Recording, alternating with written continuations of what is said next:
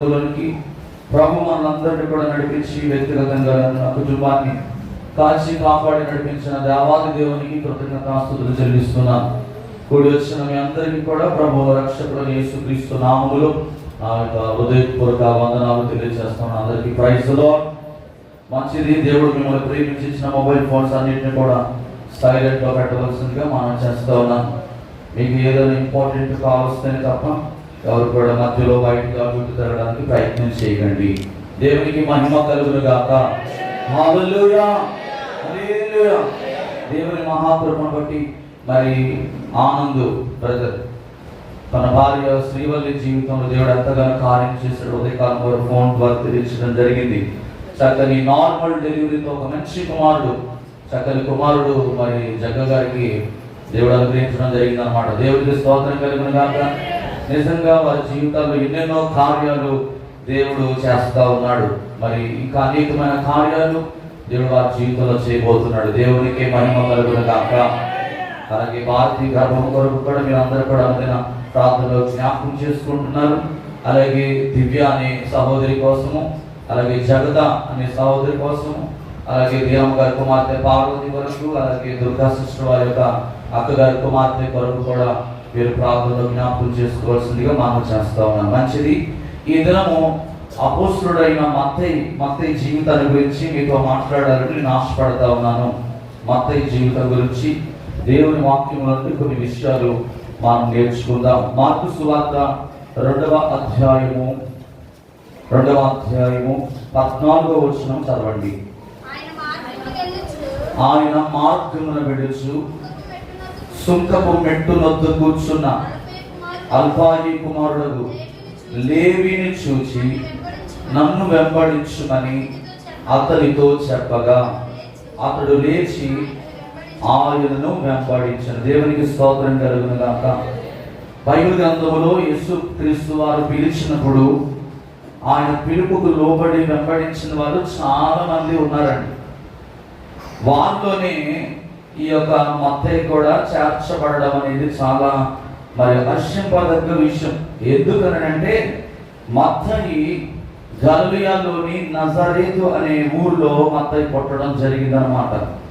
మత్తయి అనే పేరుకు అర్థం ఏంటంటే యెహోవా గానము అని అర్థం. మత్తయి అనే పేరుకు అర్థం ఏంటండి? యెహోవా గానము అని అర్థం. ఇతనికి మరొక పేరు కూడా మనం చదువుకున్న వాక్యంలోనే ఉంది. ఇతనికి మరొక పేరు ఏంటంటే లేవి. లేవి అనే పేరు కూడా ఇతనికి పెట్టబడి ఉన్నది. ఇతని తండ్రి అల్ఫాయి. మత్తయికి మార్కు సువార్త మనం ఇందాక చదువుకున్న ఒకసారి మత్తయి సువార్త 10వ అధ్యాయం 3వ వచనం కూడా చదివితే ఫిలిప్పు, బర్తలోమి, తోమా, సుంకరి అయిన మత్తయి, అల్ఫాయి కుమారుడు యాకోబు, తద్దాయి అను మారు పేరు గల లెబ్బాయి. మత్తయి నజరేతులో పుట్టినప్పటికీ కపెర్నహూములో ఇతడు నివసిస్తూ సుంకరి అనే ఉద్యోగాన్ని చేస్తా ఉన్నాడు. ట్యాక్స్ కలెక్టర్ గా ఇతడు పని చేస్తూ ఉంటున్నాడు. ఆ రోజుల్లో ఆ కపెర్నహూములో ఏరోదు అనే మహారాజు గారు ఉంటా ఉన్నారండి.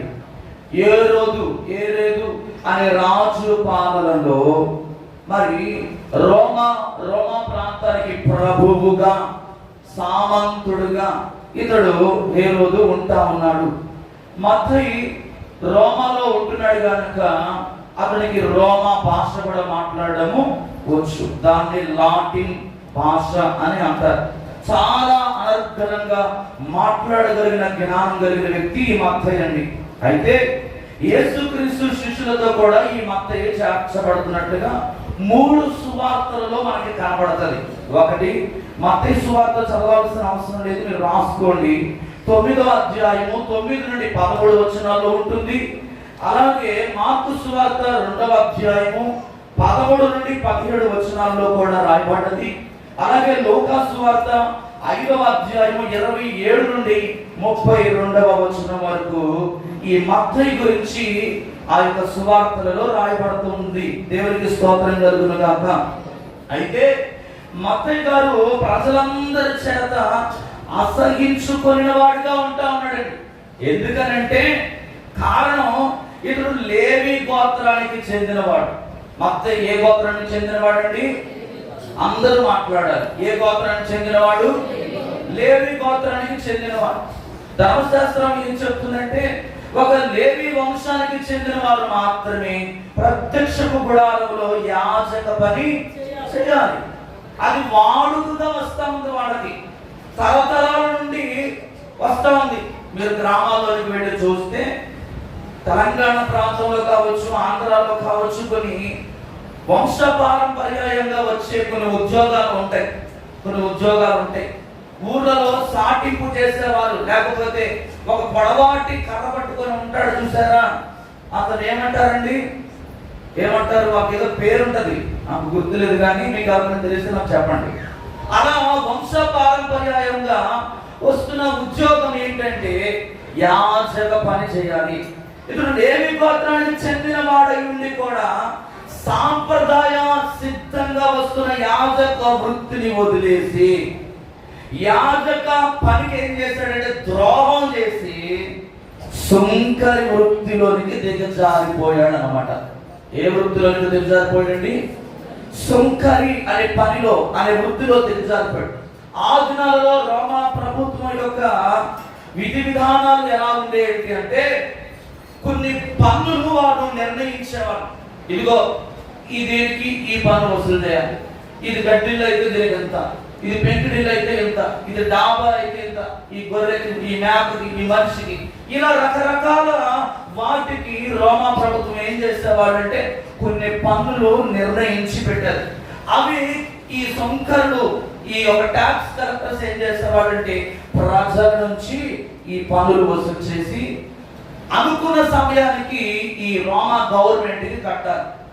ఇది ఎంతైతే చెప్పారో అంత చెల్లిస్తే చాలు, తక్కిందంతా కూడా ఎవరి జోబులోకి వెళ్ళేదంటే ఈ సుంకర్ల జోబులోనికి వెళ్ళేదన్నమాట. వీళ్ళు ఇష్టం, వాళ్ళు చెప్పింది ఒకటైతే వీళ్ళు 5 లేదా 2 10 ఇష్టం వచ్చినట్లుగా ప్రజల యొక్క రక్తాన్ని వీళ్ళు ఏం చేసేవారంటే ధన రూపములో పిండి సంపాదించుకునే ఒక ఘోరమైన స్థితిని కలిగి ఉన్నవాడు మత్తయ్య. ఇటువంటి విధి విధానాల్లో ఉంటుండగా ఒక లంచగుండిగా పేరు తెచ్చుకున్నాడు ఈ మత్తయ్య.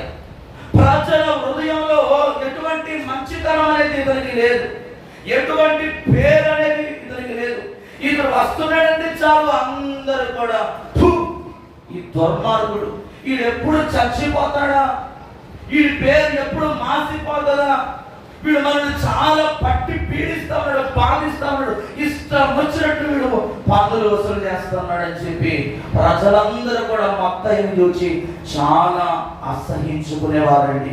అయితే ఆ గలిలయ ప్రాంతంలో యేసుక్రీస్తు ప్రభువారు సువార్త ప్రకటిస్తూ వెళ్తున్నప్పుడు, యేసుక్రీస్తు ప్రభువారు ఆ మార్గమున కపెర్నహూము అనే ప్రాంతానికి వెళుతున్నప్పుడు సుంకపు మెట్టు దగ్గర కూర్చున్న మత్తయ్యని దేవుడు ఏం చేస్తాడు తెలుసా? పిలిచాడు. దేవునికి స్తోత్రం కలుగును గాక. కపెర్నహూముకు చెందిన అప్పటికే పేతురు గారు, అలాగే యాకోబు, యోహాను, ఈ ముగ్గురు కూడా వలలు బాగు చేసుకుంటున్నప్పుడు యేసుక్రీస్తు ప్రభువారు ఇదిగో నన్ను వెంబడించండి, నేను మిమ్మల్ని మనుషుల పట్టు జాలరులుగా చేస్తానని చెప్పినప్పుడు అప్పటికే ఈ ముగ్గురు కూడా యేసుక్రీస్తును వెంబడిస్తూ ఉంటున్నారు. అయితే ఈ సుంకపు మెట్టు దగ్గర నుండి ఉన్న ఈ లేవిని ప్రభు ఏం చేస్తున్నాడంటే వెంబడించమంటా ఉన్నాడు. ఎప్పుడైతే ఈ మాట అనేక మంది చేత అసహింపబడుతూ, ద్వేషింపబడుతూ, సరైన పేరు లేకుండా ఒక లంచగుండి వాడని ఒక పేరు తెచ్చుకున్న మత్తయ్యను ప్రభు ఎప్పుడైతే వెంబడించమన్నాడో తన ఉద్యోగాన్ని, తన సంపదను, తన అధికారాన్ని ఏం చేశాడంటే విడిచిపెట్టేశాడండి. దేవునికి స్తోత్రం కలుగును గాక. అర్థమవుతుందండి? అర్థమవుతుందా? హల్లెలూయా. అంతేకాక ప్రభువుని ఎప్పుడైతే వెంబడించాడో మత్తయ్య తన ఇంట ఇప్పుడు ఏం చేస్తున్నాడంటే గొప్ప విందులు చేస్తున్నాడండి. గొప్ప విందులు ఏర్పాటు చేసి ఎవరెవరిని పిలిచాడో తెలుసా? సుంకరులను, పాపులను ఆ విందుకు పిలిచాడు. ఎందుకంటే పాపపు ఊపిలో తనలాంటి వారు ఎంతో మంది లోకంలో ధనాపేక్ష కలిగి, ధనమే వారి జీవితం అనుకొని, ధనమే వారి భవిష్యత్తు అనుకొని, తన వ్యామోహములో ఇష్టం వచ్చినట్లు పాపాలు చేసుకుంటూ అన్యాయము చేత ప్రవర్తిస్తున్న వారు తనలాంటి స్నేహితులు లోకంలో ఎంతో మంది ఉన్నారు. ఏ ప్రజలైతే తనను అసహించుకున్నారో, ఏ ప్రజలైతే తనను స్వీకరించుకున్నారో, తనలాంటి సుంకరులను ఆ విందుకు పిలవడం జరిగిందండి. దేవునికి స్తోత్రం కలుగును గాక. ఒకప్పుడు విస్తారమైన ధనము తన చేతిలో ఉంటా ఉంది, చాలా డబ్బుతో తను నింపబడి ఉన్నాడు, చక్కని బంగళా తనకుంది, విలాసవంతమైన జీవితాన్ని జీవిస్తా ఉన్నాడు మత్తయి. కానీ ఏమి లేదంటే అతనికి సంతోషము లేదండి. ఈరోజు డబ్బున్న వారిని మీరు గమనించండి, పట్టుమని వాడు కడుపు నిండా అన్నము, కంటి నిండా నిద్రపోడు. నాకు తెలిసిన ఒక పెద్ద ధనవంతుడు ఒక ఆయన ఉన్నాడు. ఆయన ఏం చేసేవాడంటే చాలా పెద్ద ఇండస్ట్రీలు అన్నమాట, చాలా కంపెనీలకి ఒక మంచి అధినేత, ఇంచుమించు 2000 కోట్లకు అధిపతి. ఆయనకున్న అలవాటు ఏంటంటే తన పడక గదిలో ఎప్పుడు కూడా అట్టపెట్టి నిండా డబ్బుల కట్టలు ఉండాలన్నమాట. ఏముండాలి? డబ్బు కట్టలు ఉండాలి. పడుకునే ముందు ఒక కట్ట తీసుకొని లెక్క పెట్టుకున్న తర్వాత ఆ నోట్ల మధ్యలోంచి వచ్చే వాసనకి అతడికి నిద్ర వస్తుంది. అది అలవాటు. చూడండి ఎంత ధన వ్యామోహంతో తను నింపబడిపోయాడు. డబ్బు కట్ట కనబడకపోతే తన భార్య మీద, కనబడిన పనివారి మీద, డ్రైవర్స్ మీద, ఎవరి మీద పడితే వాళ్ళ మీద కోపాన్ని వెళ్ళగక్కేవాడు అన్నమాట. అటువంటి జీవితాన్ని జీవిస్తూ ఉంటున్న వ్యక్తి యేసుక్రీస్తుని తెలుసుకోవడం జరిగిందండి. ఈ మత్తయి కూడా ఎప్పుడైతే ఉద్యోగంలో ధన సంపాదనలో పొందలేని సంతోషము, తనలాంటి సుంకరులను, పాపులను ఆ విందుకి ఆహ్వానించాడు. అప్పుడు ఆ విందుకి కూడా ఎవరు వచ్చారంటే యేసుక్రీస్తు ప్రభువారు వచ్చారండి. యేసుక్రీస్తు ప్రభువారు ఆ భోజనానికి ఆహ్వానించబడ్డప్పుడు అక్కడ ఉన్న సుంకరులు, పాపులు వాళ్ళు ఏం చేస్తారంటే, ఇదిగో మీ బోధకుడు సుంకరులతోనూ పాపులతో కలిసి భోజనము చేస్తున్నాడని వారు అడగగా యేసుక్రీస్తుకి ఈ మాట ఆయన చెవిన వినబడదని. అప్పుడు యేసుక్రీస్తు ప్రభువారు ఒక చక్కని సమాధానం ఇస్తున్నారు. మత్తయి సువార్త 9వ అధ్యాయం 10వ వచనం చదువుదాము. ఆయన ఆ మాట విని రోగులకే గాని ఆరోగ్యము గలవానికి వైద్యుడు అక్కర్లేదు కదా, నీతిమంతులను అయితే మీరు పాపులను పిలవచ్చింది కానీ నీతిమంతులను పిలవరాలేదని సమాధానము. ఏమన్నాడండి? రోగంతో ఉన్న వాడికి వైద్యుడు అవసరం. మా మధ్యలో రామకృష్ణ గారు ఉన్నారు, డాక్టర్ గారు. ఈ పెంటకోటలో రోగం వస్తేనే పిలుస్తారా, లేకపోతే రోగం రాకుండా పిలుస్తారా? ఎవరైనా రోగం వస్తేనే కదా పిలిచేది. హల్లెలూయా. యేసు ప్రభు కూడా చక్కని సమాధానం ఇస్తున్నాడండి. రోగంతో ఉన్న వాడికి వైద్యుడు అవసరం, రోగంతో ఉన్న వాడికి మందు అవసరం, ఆరోగ్యంగా ఉన్న వాడికి వైద్యుడు అవసరం లేదంట. అందుకంటాడు, నేను పాపులను పిలవచ్చింది కానీ నీతిమంతులను. ఈ మాట చెప్పినప్పుడు ఇంకా మత్తయిలో విశ్వాసము పెరిగిపోయిందండి. ఇంకా దేవుని మీద అమితమైన ప్రేమను పెంచుకుంటున్నాడు. సుంకము భంగం చేయటము తన వృత్తిని గాని తలంచి యూదుల ఆచారములను ఎప్పుడు కూడా విడవలేదండి మత్తయ్య. ఒక సుంకపు గుప్తదారుడుగా పనిచేస్తా ఉన్నాడు, అన్యాయస్తుడుగా జీవిస్తున్నాడు. కానీ యూదుల ఆచారాలను ఎప్పుడు కూడా విడవని ఒక వివేకము కలిగి జ్ఞానవంతుడుగా మత్తయి యూదుల గ్రంథాలను విరివిగా చదువుతాడు. మీరు అందుకే గమనించండి, 4 సువార్తలలో కూడా మీరు ఎక్కువగా ఏం కనబడుతుంది? 4 సువార్తలలో కూడా మనకి ఏం కనబడుతుంది చెప్పండి. చదివారా ఎప్పుడైనా? మత్తయి, మార్కు, లూకా, యోహాను. ఎంతమంది చదివారు 4 సువార్తలు? చదివారా? చదవలేదా? చదవలేదనంటే చూస్తున్నారు. హల్లెలూయా. చదివితే అందులో మీకు ఏం కనబడుతుంది? ఎక్కువగా 4 సువార్తలు మనకేం కనబడుతుంది? పాత నిబంధన వాక్యములు ఎత్తి ఈ 4 సువార్తలలో మనకి కనబడతాయి. పాత నిబంధన గ్రంథంలో మాత్రమే కాక ప్రస్తుత కాలము సంఘము ఏ విధంగా హింసకు లోనవుతుందో, అలాగే యేసుక్రీస్తు యొక్క పుట్టుకను గూర్చి కూడా ఈ 4 సువార్తలలో మనకి రాయబడతా ఉంటుంది. యేసయ్య ఆయనను ఏ విధంగా వెంబడించమన్నాడు, అతడు లేచి ఆయన వెంబడిస్తాడు.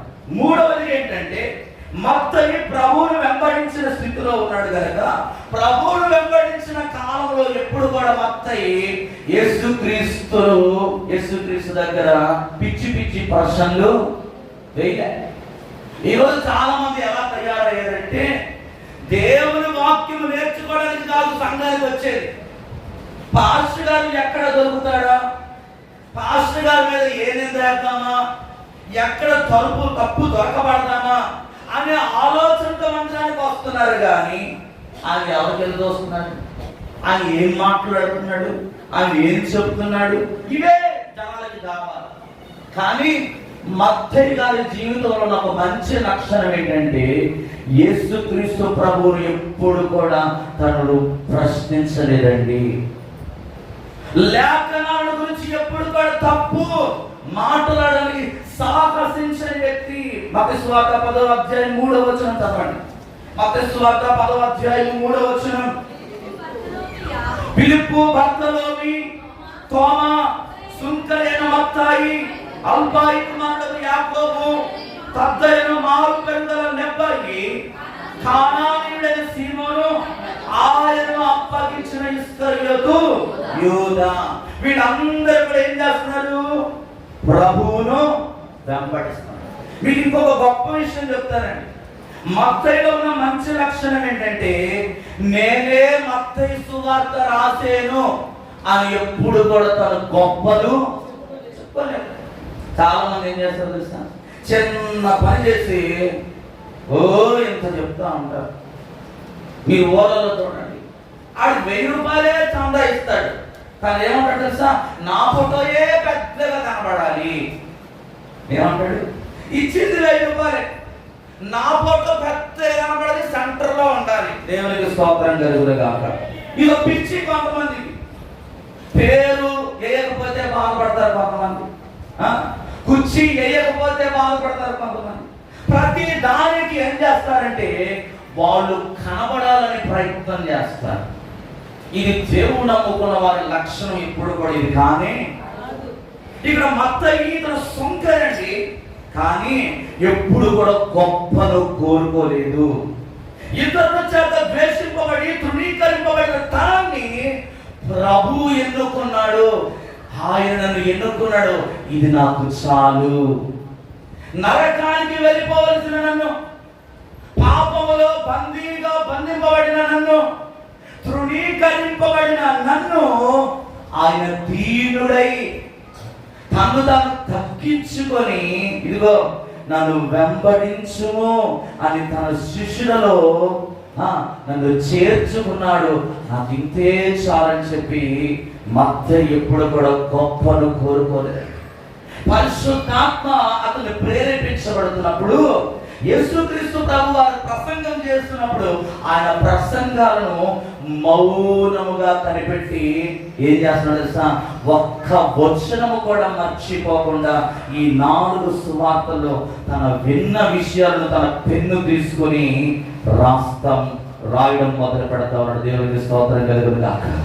అదే కొత్త నిబంధనలో మత్తయి సువార్తలో పాత నిబంధన గ్రంథంలో మాట్లాడిన భక్తులతో మాట్లాడిన ప్రవచన వాక్కులను ఎత్తి అతని సువార్తలో అతడు రాసుకుంటా ఉంటా ఉన్నాడు. ఇంకొకటి ఏంటంటే, నేను ఇందాకే చెప్పాను, తన ధనాంతా కూడా ఖర్చు పెట్టి ఏం చేశాడు, సుంకరులందరికి కూడా విందు చేశాడు. ఈ విషయాన్ని కూడా మత్తయి తన పుస్తకములో రాసుకున్నాడు. కొంతమంది ఖర్చు పెడతారు, కానీ చాలా చెప్పుకుంటా ఉంటారండి. ఇది కూడా మంచిది కాదు. మహిమ ఎవరికి రావాలి? ఎవరికి రావాలండి? దేవుడికి. దేవుడు నిన్ను ఒక పాత్రగా వాడుకుంటున్నాడు. అందుకే చెప్పాడండి, నీవు ఆరాధించకపోయినట్లయితే రాళ్ల చేత నేను ఆరాధించుకోగలను. గాలి ఆయన ఆరాధిస్తా ఉంది, ప్రకృతి ఆయన ఆరాధన చేస్తా ఉంది, జలచరములు, ఆకాశ పక్షులు, గూటిలో ఉన్న ప్రతి జీవి కూడా ఉదయకాలం లేచి ఏం చేస్తా ఉన్నాయి? దేవుని ఆరాధన చేస్తా ఉన్నాయి. చూడండి, లూకా సువార్త 5వ అధ్యాయం 29వ వచనం చదివితే, ఆ లేవి తన ఇంట ఆయనకు గొప్ప విందు చేశాను, సుంకరులను ఇతరులను అనేకులు వారితో కూడా భోజనమునకు. ఈ మాట మత్తయి రాయలేదు కానీ లూకా తన పుస్తకములో రాస్తా ఉన్నాడు. ప్రభువును తాను పిలిచిన విషయములు తప్ప మరి తన గురించి ఎక్కడ కూడా మత్తయి రాసుకోవడం లేదు. తన సువార్తలో ఎక్కడ కూడా తన పేరు కనబడట్లేదు. మత్తయి కానీ, మార్కు కానీ, లూకా కానీ, యోహాను కానీ ఎవరు కూడా మేము రాసుకున్నాము మా పుస్తకాలు అని వారి పేర్లు ఎప్పుడు కూడా చెప్పలేదండి. మేమే వాక్యం అని నిరూపించుకోవడానికి వారు ఎప్పుడు కూడా ప్రయత్నం చేయలేదు. కేవలం వారు చేసిందని తెలుసా? యేసుక్రీస్తు ఎచ్చవలసి ఉన్నది, మేము తగ్గవలసి ఉన్నది. అందుకే అంటాడు, ఎవరైతే తను తాను తగ్గించుకుంటారో వారు హెచ్చింపబడదురు. హెచ్చింపబడిన వారు చరిత్రలో ఎక్కడ కూడా నిలిచి ఉన్నట్లు బైబిల్ గ్రంథంలో లేదండి. నువ్వు చేసే పనిలో ఎవరికి ఘనత రావాలంటే దేవునికి ఘనత రావాలి. దేవునికి మహిమ తెచ్చే పనులు చేయాలి. నీవు చేసే ప్రతి పనులు, నువ్వు పాట పాడినా, ప్రార్థన చేసినా, వాక్యము చెప్పినా, దేవుని మందిరంలో ఏ చిన్న పని చేసినా నీవు ఒక గొప్ప ప్రివిలేజ్గా దాన్ని తీసుకోవాలి. ఎందుకు పనికి రానివాడు? ఒకసారంట ఒక పెద్ద ధనవంతురాలు ఒక ఊర్లో ఉందండి, ఒక దేశంలో. అయితే ఆమె ఒక రోజు ఇలాగే ఆదివారం రోజు ఏం చేస్తుందంటే, ఒక ఖరీదైన కోట్ల రూపాయలు విలువ చేసే కారు వేసుకుని ఆ మందిరానికి వచ్చింది. తాను వేసుకున్న ఖరీదైన డ్రెస్సును ఆ కారులో విడిచిపెట్టేసేసి ఒక సామాన్యమైన బాత్రూంలో లేకపోతే క్లీనింగ్ చేసే వాళ్ళు ఎలాంటి డ్రెస్ అయితే వేసుకుంటారో ఆ డ్రెస్ వేసుకుని మందిరం అంతా కూడా శుభ్రంగా మాప్ చేస్తా ఉంది అనమాట, కడుగుతా ఉంది. ఈలోగా ఆ దైవ సేవకుడు ఆ యొక్క వ్యక్తిని చూస్తూ గమనిస్తూ ఉన్నాడు. అబ్బా, ఈమె ఎంత త్యాగపూరితమైన పని చేస్తుంది, ఎంత సమర్పణ కలిగిన జీవితం ఏమిటని చెప్పి ఆమెను చూస్తూ గమనిస్తూ ఉంటా ఉన్నాడు. ఈలోగా మందిరం అంతా కూడా శుభ్రం చేసి ఆమె బయట వెళ్ళిపోయినప్పుడు పాస్టర్ గారు కూడా ఆ మందిరంలో నుండి బయటకు వచ్చి చూస్తూ ఉన్నాడు, గమనిస్తున్నాడు. ఆమెతో మాట్లాడడానికి ప్రయత్నం చేస్తూ గమనిస్తున్నప్పుడు ఈలోగా ఆమె ఏం చేసిందంటే ఆ ఖరీదైన కారులోనికి వెళ్ళి ఆ యొక్క క్లీన్ చేసిన వస్త్రాలను తీసివేసి తాను వేసుకొచ్చిన ఖరీదైన వస్త్రం వేసుకొని ఆ కారులో బయలుదేరడానికి సిద్ధంగా ఉన్నప్పుడు ఆయన చూచి చాలా ఆశ్చర్యానికి గురయ్యాడండి. అమ్మో, ఎంత తగ్గింపు జీవితం ఈమెలో ఉంది, ఎంత వినయ విధేయత కలిగిన జీవితం కలిగి ఉంది. అందుకే కాబోలు ఇంతగా ఈమె ఆశీర్వదించబడ్డది. సర్వసాధారణంగా డబ్బున్న వారిని మీరు ఎప్పుడైనా గమనించండి, ఎవరైనా అడుక్కునేవారు లేకపోతే తనకంటే హీనమైన వారు ఎవరైనా వచ్చారనుకోండి, ఏం చేస్తారు? స్వీకరించుకుంటా ఉంటారు. కనీసం వారిని పక్కన కూర్చోబెట్టుకోవడానికి కూడా ఇష్టపడరు. కానీ ఈ ధనవంతుడైన మత్తయి ఏం చేస్తాను తెలుసా? తన ధనమంతటిని కూడా దేవుని పరిచర్య కొరకు ఖర్చు పెడతాడు. తను వెతుక్కున్న సంతోషం ఏంటంటే తనలాంటి పాపులను దేవుని దగ్గర నడిపించే విషయంలో తను సంతోషాన్ని వెతుక్కుంటాం. ఈ రోజు నువ్వు వెతుక్కోవాల్సిన సంతోషం ఏంటో తెలుసా? ఎక్కడెక్కడికో తీర్థయాత్రలు తిరిగితేనో, టూర్స్ కు వెళితేనో బాగా డబ్బులు నేను చెప్పేసి ఆ డబ్బులు ఇష్టానుసారంగా నువ్వు ఖర్చు పెడితే అవి కొద్ది రోజులే నీకు ఆనందాన్ని కలగజేస్తాయి. తింటేనో తాగుతేనో ఈ రోజు ఖర్చు అయిపోతుంది, రేపు బయటకు పెట్టిపోతుంది. కానీ ఒక రక్షణ లేని వ్యక్తికి, ఒక పాపములో ఉన్న వ్యక్తికి, ఒక నిరుపేదలో ఉన్న వ్యక్తికి నీ ఒక రూపాయి సహాయం చేసిన పరలోకంలో దేవుడు నీ ఫలం ఏం చేస్తాడు? అధికం చేస్తాడు. దేవునికి స్తోత్రం కలుగును. చూడండి, ఒక యూదుల గురించి యూదుల కొరకు రాసిన సువార్తయే ఈ మత్తయి సువార్త. మత్తయే దీని గ్రంథకర్తండి.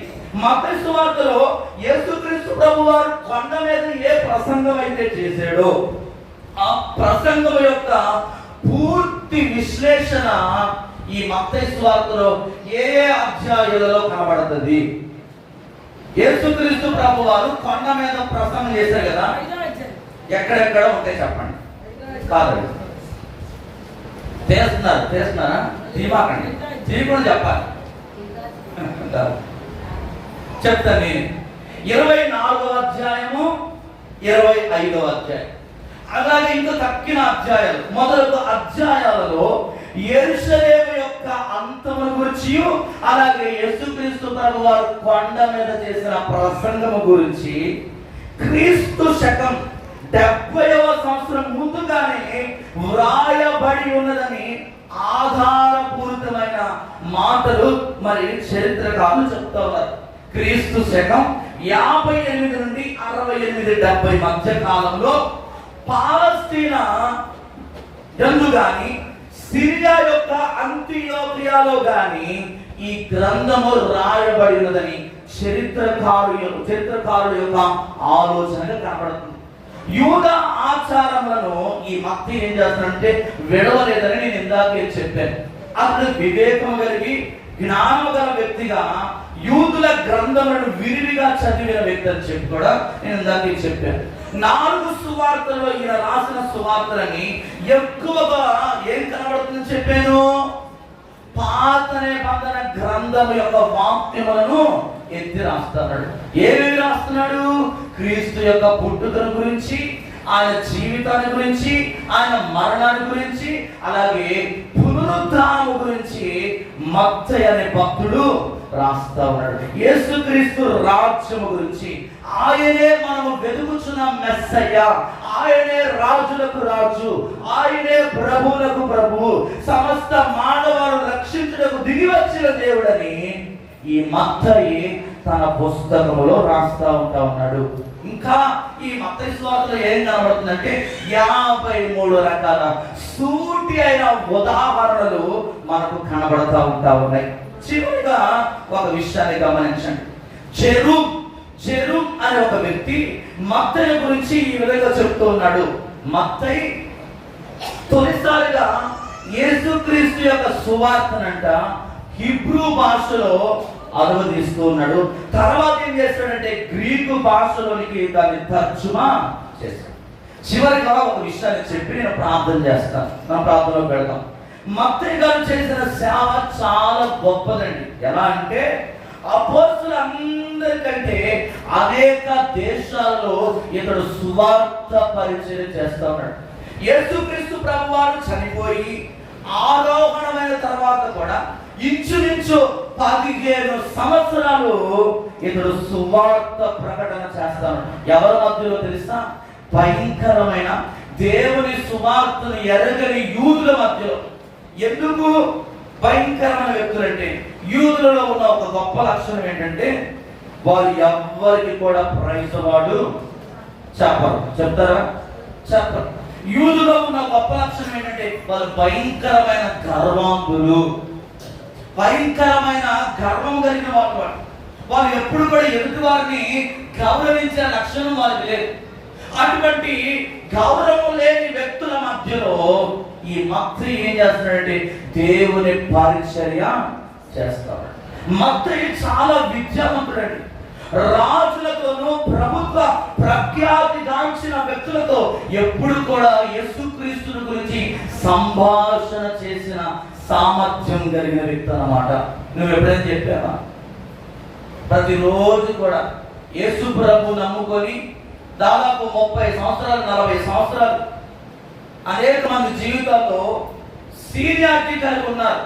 కానీ ఎప్పుడైనా ఒక్క ఆత్మనైనా నువ్వు దేవుని దగ్గర నడిపించావా? రోడ్డు మీద నేను ఒక విషయం చెప్తానండి. ఈ బైబిల్ తీసేసుకొని రెఫరెన్స్ల మీద రెఫరెన్స్లు చెప్పి సువార్త ప్రకటిస్తేనే సువార్త కాదు. దారి కూడా పోతున్నప్పుడు యేసు ప్రభువుని నమ్ముకోండి, యేసు ప్రభువుని నమ్ముకోండి. మీ జీవితాలు మారుతాయి, మీ జీవితంలో ఆనందాన్ని దేవుడు కలగజేస్తాడు అని చెప్పడం కూడా రెండు ముక్కలు చాలు వారి జీవితంలో వెలుగులను నింపడానికి. అది కూడా చెప్పరు కొంతమంది, అది కూడా చెప్పరు.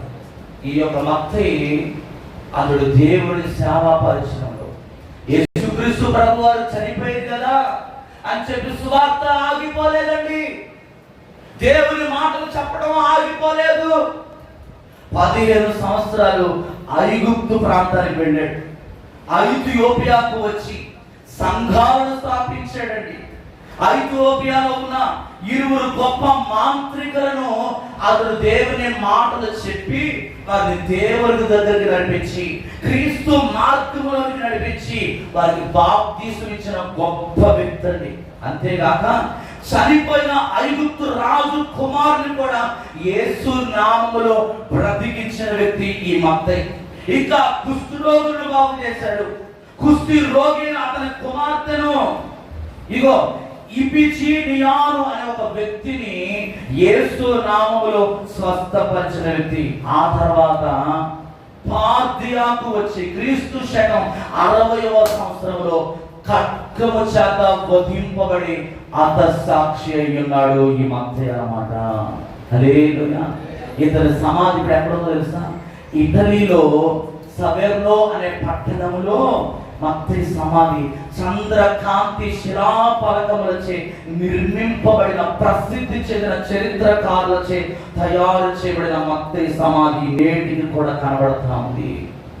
రోమా ప్రభుత్వం చేత యూదుల చేత పీడింపబడుతూ ఏ రోజుకు దాసుడుగా ఉండి ప్రజలందరి చేత అసహింపబడి తృణీకరింపబడిన ఈ మత్తయి ఏమండి దేవుడు చూపిన ప్రేమను పొందుకొని నన్ను వెంబడించు అనే మాట పట్టుకొని తన జీవితాన్ని పూర్తిగా దేవుని కొరకు సమర్పించుకున్న గొప్ప వ్యక్తి అండి. ఇతని గురించి దానియేలు గ్రంథంలో దానియేలు గారు ఏమని రాస్తున్నాడు తెలుసా?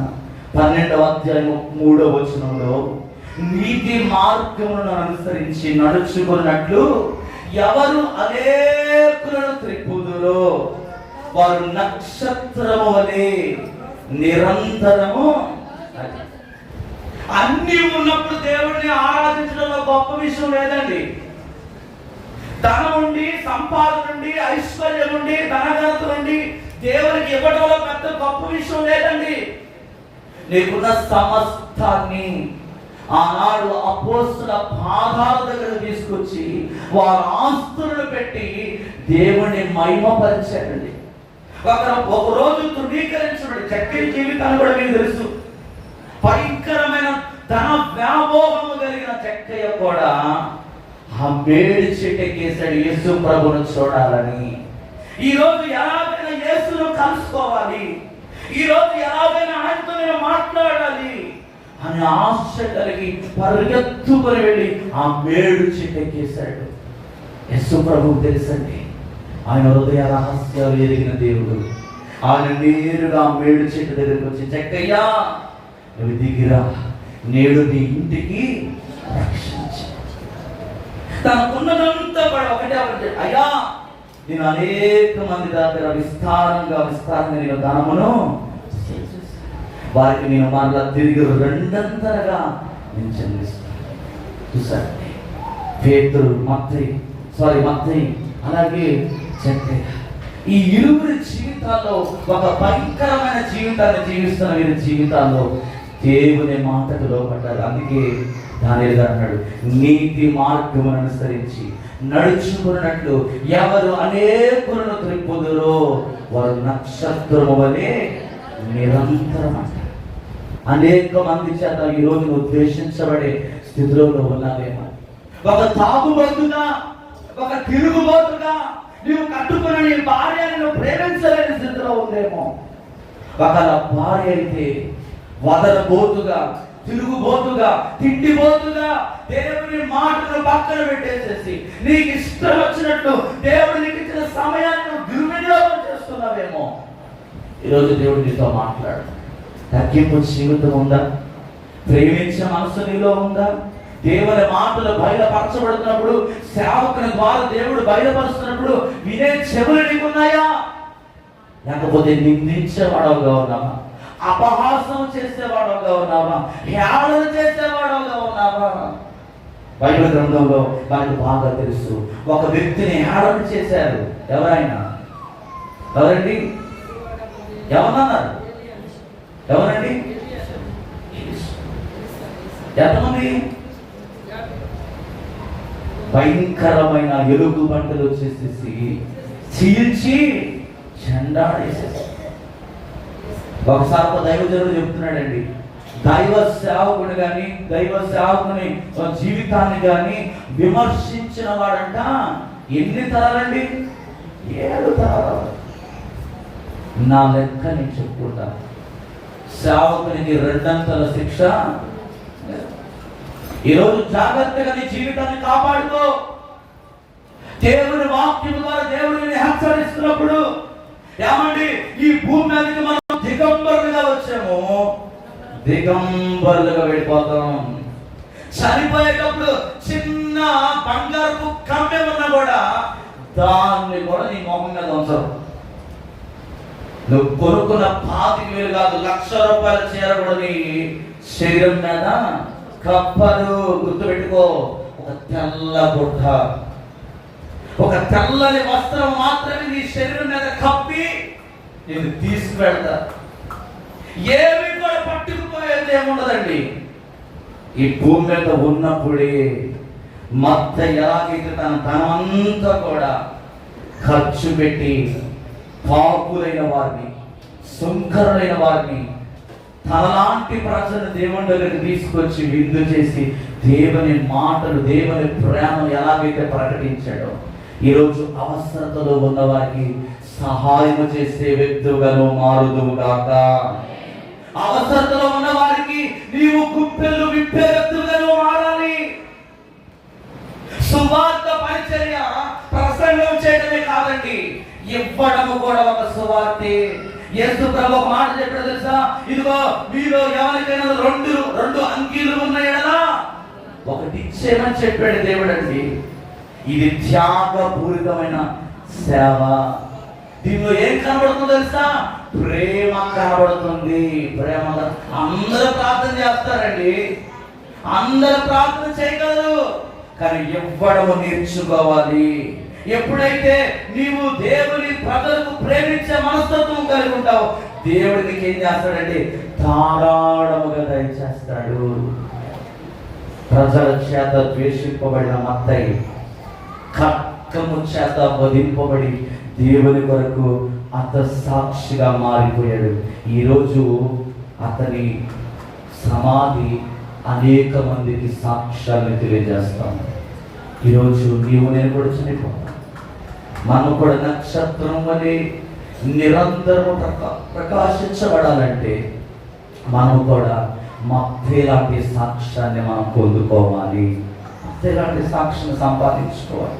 మత్తయి లాంటి జీవితాన్ని మనం ఎప్పుడైతే సంపాదించుకుంటామో, మనము చనిపోయినా కూడా మన పేరు చిరస్థాయిగా నిలిచిపోవాలి. ఈరోజు నీకేం కావాలి జ్ఞాపకం చేసుకుంటాం. అందరూ కూడా తలలో వచ్చుదాం, అందరం కూడా మోపలు. ఈరోజు దేవుడు ఒకటి అడగండి, మత్తయి లాంటి తగ్గింపు జీవితం నాకు దయచే. ఒకవేళ నాలో ఏదైనా గర్వం వచ్చి చేరితేమో ప్రభువా, ఇదిగో నాకున్నదాన్ని బట్టి కొంతమందికి బాగా పాడితే గర్వం, కొంతమందికి బాగా అందం ఉంటే గర్వం, కొంతమందికి బాగా బలం ఉంటే గర్వపడతా ఉంటారు, అందరికంటే హైట్గా ఉంటే గర్వపడతా ఉంటారు, వేసుకున్న వస్త్రాన్ని బట్టి గర్వపడతా ఉంటారు, ధరించిన ఆభరణాలను బట్టి గర్వపడతా ఉంటారు, ఉంటున్న నివాసాలను బట్టి గర్వపడతా ఉంటారు. కానీ దేవుని బిడ్డలుగా మనం ఎప్పుడు కూడా గర్వానికి లోనైన వారుగా మనం ఉండకూడదు. నేను ఇందాకే చెప్పాను, నేనే ఈ మత్తయి సువార్త రాశాను, నేనే ఈ లూకా సువార్త రాశాను, నేనే ఈ మార్కు సువార్త రాశాను, నేనే యోహాను సువార్త రాశానని ఎవ్వరు కూడా తన పుస్తకాల్లో వారి పేర్లు రాసుకోవడానికి ఇష్టపడలేదండి. దేవుని ఔన్నత్యాన్ని వారు తెలియజేశారు, దేవుని గుణాలను వారు ఎత్తుపట్టారు. ఈరోజు నీవు కూడా ఎక్కడ నేను అని నువ్వు చెప్పుకుంటున్నావో విడిచిపెట్టేది. దేవుడు మహిమపరచబడాలి, ఆయనే అన్ని నామముల కంటే పైనామం కలిగిన దేవుడు. ఆయన ఎచ్చవలసి ఉన్నది, మనం తగ్గవలసి ఉన్నది. ఈరోజు మత్తయి లాంటి తగ్గింపు జీవితం, మత్తయి లాంటి సమర్పణతో కూడిన సేవ, భయంకరమైన మాంత్రికులను మార్చగలిగిన ఒక గొప్ప వ్యక్తి ఈరోజు నీ ముందు ఎంతో మంది కళ్ళు మూసుకో. ఎందుకు ఆడుకుంటూ తలవాడుకుంటూ కళ్ళు మూసుకో. నీలాగా ఎంతో మంది పాపములో నరకం వచ్చాక బంధింపబడిన వారు అనేక మంది లోకంలో ఉన్నవారు. అటువంటి వారికి నీవు కూడా సువార్త ప్రకటించే వ్యక్తులుగా దేవుడిని తయారు చేసినట్టుగా వ్యక్తపడిన వాక్యం కొరకు మన మధ్యలో సత్యరాజు గారు ప్రార్థన చేస్తారు. అందరం కూడా ఏకీభవిద్దాం. సత్యరాజు గారు ప్రార్థన చేయబోతుండగా అందరం కూడా మత్తయి లాంటి జీవితాన్ని దేవుడు మనకి ఇచ్చినట్లుగా ప్రార్థన చేస్తారు. వస్తుందండి. స్తోత్రం ప్రభువా, పరిశుద్ధుడైన దేవా, ఘనమైన ప్రభుని జనాలు స్తోత్రములు. దయచేసి కారణించుకున్న ప్రభువా, ఎంతవరకు నా తండ్రి మమ్మల్ని అందరినీ సమకూర్చి జనాన్ని మీరు తండ్రి తీసుకొచ్చినట్టు స్తోత్రాలయ్యా. ఆయన తండ్రి ఆయన ప్రభువు నా తండ్రి ఆజ్ఞలను నా ప్రభువా నువ్వు నా తండ్రి వివరించి ఉన్నావు. ఆయన అలాగే తండ్రి మత్తయి లేదా ప్రభువా అనుకుంటూ నా ప్రభువా ప్రతిదీ కూడా నా తండ్రి మత్తయి జీవితంలో చేసిన కార్యాలు నా ప్రభువా మన అందరి కార్యాలు మన శ్రేష్ఠకు నీ గొప్ప గురించి సహాయం చేయండి. అయినా నా తండ్రి నారాయణకి సంఘంలో అభివృద్ధి పరిచి ఆశీర్వాదించండి దేవా. స్తోత్రములు ఆయన అనేక మందిని నా ప్రభువా మార్పుని దయచేసి ఇంకా నా ప్రభువా ఈ సంఘాన్ని బలపరిచి ఏర్పరచుకున్నాయన నాయన అనుకూలంగా నా ప్రభువా అనేక మంది నా తండ్రి యవనస్తులను కానీ నా ప్రభువా బలహీనులుగా నా ప్రభువా నువ్వు బలపరిచి ఈ గొప్పలు నా ప్రభువా గొప్ప సంఘంలో నా ప్రభువా గొప్ప దీవులు దయచేసి ప్రతి వారికి గణపరుచుకొని మీ కృపా నీ సాయకుని దీవులు ఈ సంఘంలో ఉన్నవారికి నాయన ఇవే అనుగ్రహించి బలపరచమని దినదినము ఆశీర్వదించి నీ గొప్ప సాయం చేయమని యేసునామమున ప్రార్థిస్తూ కోరుతున్నాను. బిగ్గరగా పరిశుద్ధాత్మ దేవునికి చప్పట్లు కొడదామండి. గట్టిగా చప్పట్లు కొడుతూ ప్రార్థించిన సత్యరాజు గారికి ప్రత్యేకమైన వందనాలు తెలియజేస్తా ఉన్నాను. మంచి నివారణకున్న ప్రకటనలు